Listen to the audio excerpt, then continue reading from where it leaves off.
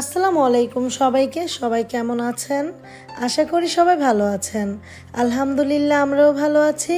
ফারিস্তা moms world থেকে আপনাদের সবাইকে স্বাগতম। আবারও হাজির হলাম নতুন একটা ভ্লগ নিয়ে আপনাদের মাঝে। আশা করি ভ্লগটি ভালো লাগবে, আর ভালো লাগলে লাইক, কমেন্ট, সাবস্ক্রাইব করে পাশেই থাকবেন।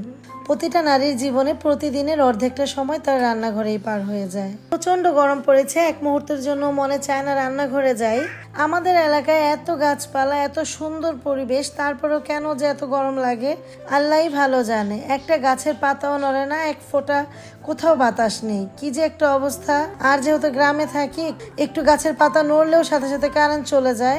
আজকে সারাদিনে প্রায় 4 থেকে 5 বার কারেন্ট চলে গেছে, আর প্রতিবার কারেন্ট গেলে তো 1-1.5 ঘন্টার কমে আসতেই চায় না। এই গরমে অনেক মানুষ অসুস্থ হয়ে যাচ্ছে, যেহেতু শরীরের ঘাম শুকাই না, ঘামের পর ঘাম পড়তেই থাকে সবার। আর আমরা যারা গৃহিণী আছি তাদের কথা নাই বা বললাম। আমার জানা মতে আমি এত গরম আর কখনোই উপভোগ করিনি। এবারই আমার মনে হচ্ছে অনেক বেশি গরম পড়েছে। যাই হোক, সবকিছু আল্লাহ ঠিক করে দেবেন, সেই দোয়াই করি। ইদানিং শরীরটা ভালো যাচ্ছে না, কিছুদিন ঠান্ডা, কিছুদিন জ্বর যেন লেগেই আছে। আর এখন হাতে একটু প্রবলেম হয়েছে।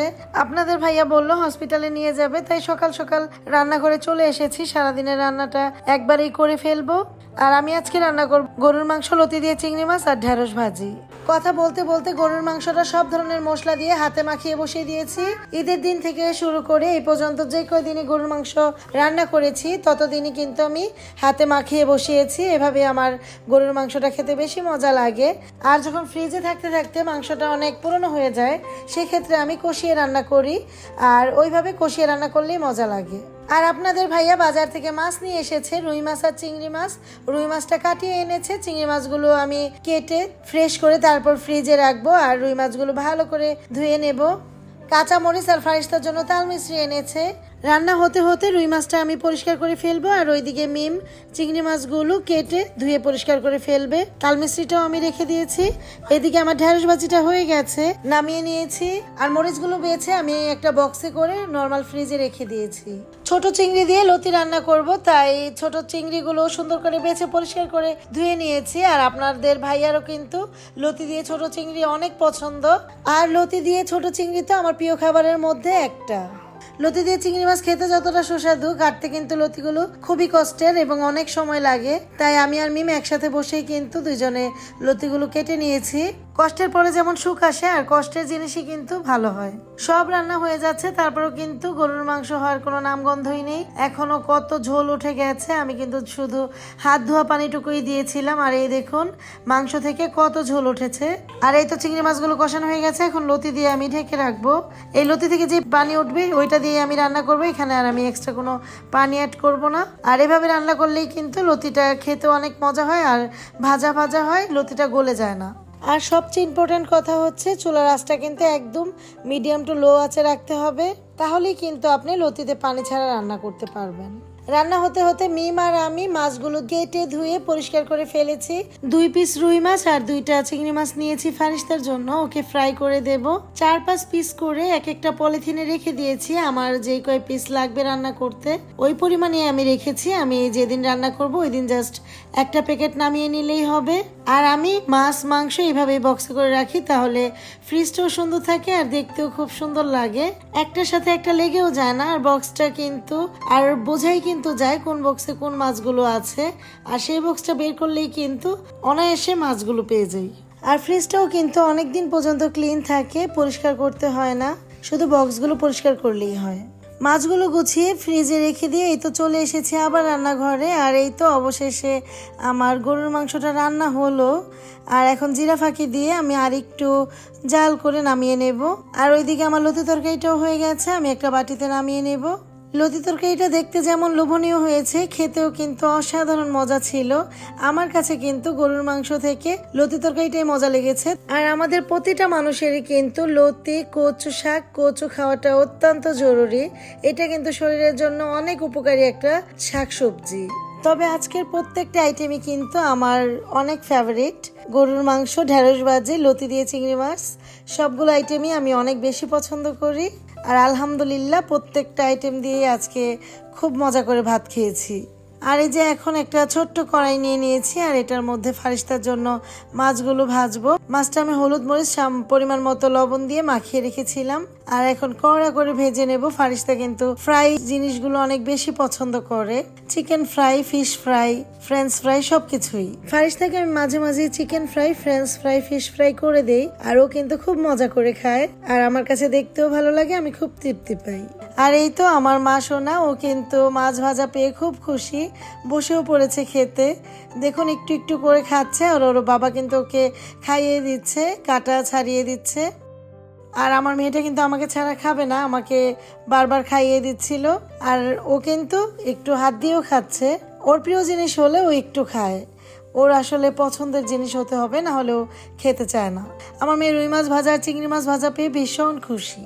আর বাচ্চাদের খুশি দেখলে কিন্তু মায়েদেরও খুব ভালো লাগে, কষ্টটাকে কষ্ট মনে হয় না, মনে চায় আরো অনেক কিছু করে দেই যদি ঠিক মতো খায় এবং খুশি হয়। খাওয়া দাওয়া শেষ করে চলে এসেছি হসপিটালে আর আমাদের এখানে ইয়াসমিন দেলোয়ার হসপিটালটা অনেক ভালো আর ডক্টরগুলোও খুব ভালো এখানে, তাই এখানে এসেছি। বাহিরের পরিবেশটা যেমন সুন্দর, ভিতরের পরিবেশটাও কিন্তু অনেক সুন্দর আর খুব পরিষ্কার পরিচ্ছন্ন। এটা একটা প্রাইভেট ক্লিনিক, তবে এখানের প্রত্যেকটা মানুষের ব্যবহার অনেক বেশি ভালো। আর আমি যেখানে ব্লাড টেস্ট করতে গেছিলাম ওইখানে সিস্টারের বিহেভিয়ার অনেক বেশি ভালো, অনেক বেশি আন্তরিক।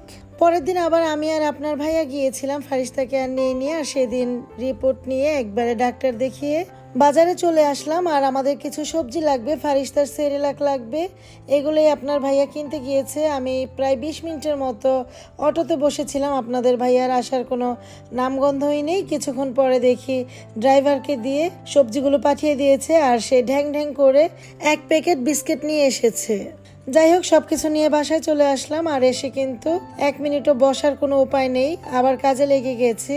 সবজিগুলো গুছিয়ে রাখবো, এর জন্য প্রত্যেকটা সবজি আমি একটা ডালা নিয়ে নিয়েছি, এটার মধ্যে ঢেলে রাখছি। প্রথমে আমি বেগুনগুলো ঢেলে নিলাম আর তারপর পেঁপে বের করেছি আর চাল কুমড়ো এনেছে সেটাও নামিয়ে নিয়েছি, সাথে খুব সুন্দর একাটি ডাটা এনেছে।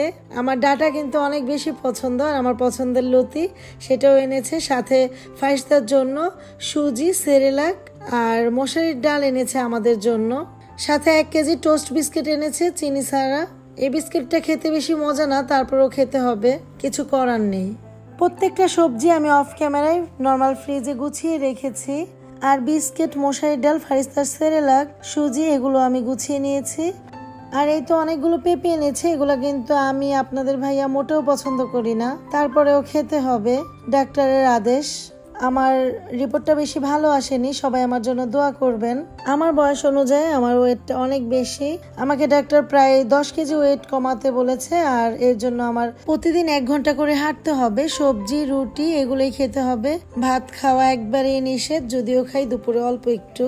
আর যে আপুরা ওয়েট লস করেছেন তারা অবশ্যই আমাকে একটু পরামর্শ দিবেন, কমেন্টে জানাবেন কিভাবে কি করলে তাড়াতাড়ি ওয়েটটা কমানো যায়, নিজের জীবনটাকে সুস্থভাবে গড়ে তোলা যায়।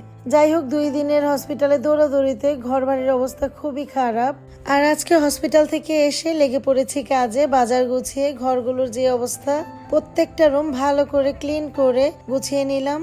প্রতিটা রুমই তো দেখলেন কতটা এলোমেলো হয়ে গেছে, কি অবস্থা রুমগুলোর। যাই হোক, প্রত্যেকটা রুম কিন্তু আমি অনেক কষ্ট করে অনেক সময় নিয়ে সুন্দর করে গুছিয়েছি। আর এই তো ট্রেতে দেখতে পাচ্ছেন এগুলো তিলগুলো কিন্তু পরিষ্কার করা একদম। আমি সেই ছোট্টবেলা আমার দাদুর হাতে তিলের চাপটি, তিলের চিতই পিঠা, ভর্তা এগুলো খেয়েছি, তাই আমার শখ হয়েছে। আর এটা শুনে কিন্তু আমার হেল্পিং হ্যান্ড মিম এনে দিয়েছে আর আমি কিন্তু অনেক বেশি খুশি হয়েছি।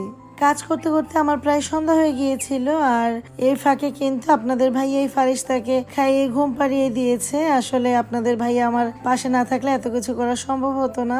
সবাই আমাদের জন্য দোয়া করবেন। আসসালামু আলাইকুম, আল্লাহ হাফিজ।